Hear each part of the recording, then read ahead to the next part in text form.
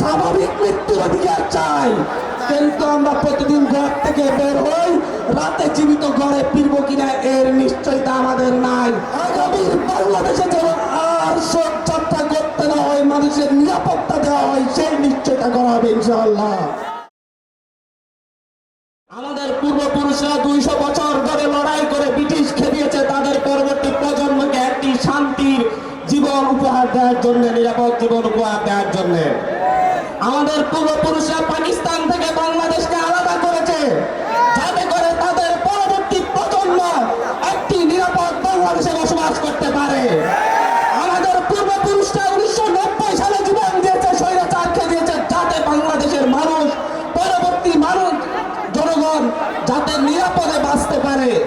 কিন্তু দুঃখের বিষয়, ব্রিটিশ খেদানোর 75 বছর পরে, পাকিস্তানি হানাদারদের খেদানোর 45 বছর পরে, এরশাদ খেদানোর প্রায় 30 বছর পরে আজ আমাদের কোনো নিরাপত্তা নেই, রাস্তায় নিরাপত্তা নেই, মেয়াদোত্তীর্ণ ঘরে আমাদেরকে চাপা দিয়ে চলে যায়, আমাদের হসপিটালে নিরাপত্তা নেই, আমরা ভালো চিকিৎসা পাই না, শ্রেণীকক্ষে নিরাপত্তা নেই, বিমান এসে আমাদের ছাত্রছাত্রী ভাই বন্ধুকে হত্যা করে চলে যায়, আমাদের নিরাপত্তা ঘরে নেই, সেখান থেকে ধরে নিয়ে গিয়ে গুম করে ফেলা হয়, আমাদের ব্যবসায়ীরা নিরাপদ নেই, তাদেরকে চালের অধীনে রাস্তায় পিটিয়ে হত্যা করা হয়।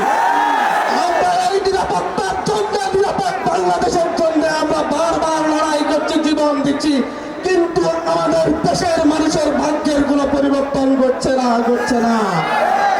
এক ছাদাবাজ খেদালে আর এক ছাদাবাজ এসে হাজির হয়। আমরা যখন কথা বলি, আমরা যখন যেই বিমান আমাদের দেশকে নিরাপত্তা দেওয়ার কথা, সেই মেয়াদোত্তীর্ণ বিমান আমাদের জনগণকে হত্যা করে। আমাদের যখন আমাদের ডাক্তাররা আমাদেরকে নিরাপত্তা দেওয়ার কথা, কিন্তু মেয়াদোত্তীর্ণ ওষুধ ভ্যাকসিন দিয়ে হত্যা করে।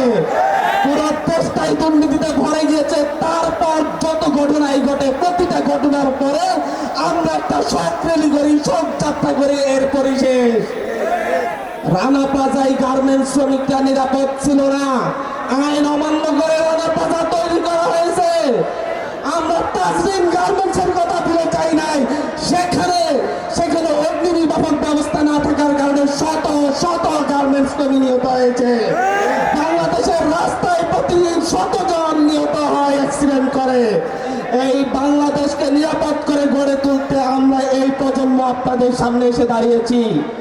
আমার সামনে যে প্রজন্ম দাঁড়িয়েছে, এই প্রজন্ম প্রায় 50 বছর ধরে বাংলাদেশকে জিম্মি করে রাখা একটি পরিবার থেকে বাংলাদেশকে মুক্ত করেছে। সামনের দিনের প্রতিটি নাগরিকের, আমাদের পরবর্তী প্রজন্মের প্রতিটি মানুষের নিরাপত্তার জন্য একসাথে লড়াই হবে, একসাথে লড়াই হবে, একসাথে লড়াই হবে। এই এনসিপির নেতৃত্বে আগামীর বাংলাদেশে যেন আর শোক যাত্রা করতে না হয়, মানুষের নিরাপত্তা দেওয়া হয়, সেই নিশ্চয়তা করা হবে ইনশাআল্লাহ।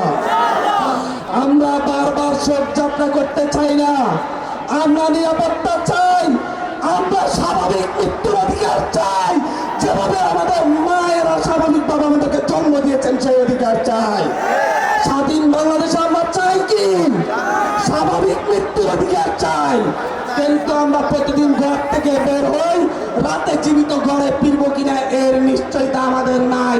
কখন গাড়ি মেরে দেয়, বিমান এসে মেরে দেয়, কখন আমাদেরকে ইট মেরে পাথর মেরে হত্যা করা হয় তার নিশ্চয়তা নেই।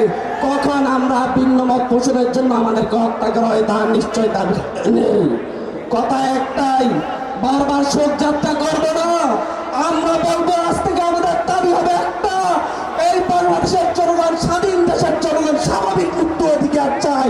স্বাভাবিকভাবে জন্ম নিয়েছি, স্বাভাবিকভাবে মরতে চাই, কোনো দুর্ঘটনায় মরতে চাই না।